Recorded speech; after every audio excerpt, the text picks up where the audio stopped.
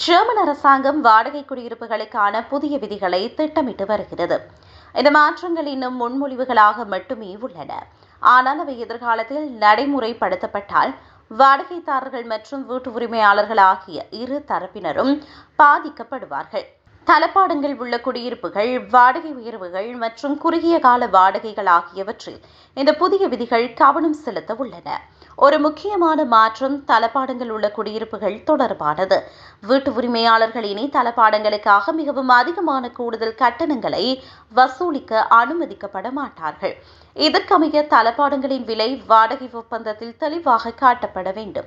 இதேவேளை திட்டமிடப்பட்ட மற்றொரு விதி பணவீக்கத்திற்கு ஏற்ப வாடகைகள் நிர்ணயிக்கப்படுவது தொடர்பானது. தற்போது சில குடியிருப்புகளின் வாடகைகள் பணவீக்கத்திற்கு ஏற்ப முழுமையாக உயர்கின்றன.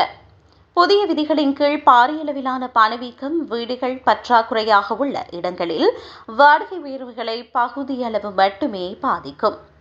இது திடீரென ஏற்படும் வாடகை உயர்வுகளிலிருந்து மக்களை பாதுகாக்க உதவும்.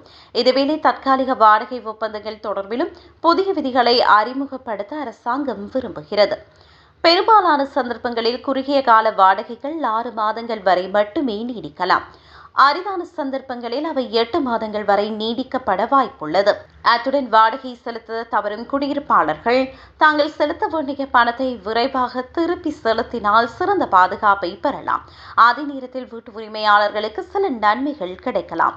அதாவது புதுப்பித்தல் அல்லது எரிசக்தி மேம்பாடுகள் போன்ற நவீனமயமாக்கல் பணிகளுக்கு பிறகு வாடகை உயர்த்துவதை எளிதாக்க அரசாங்கம் திட்டமிட்டுள்ளது.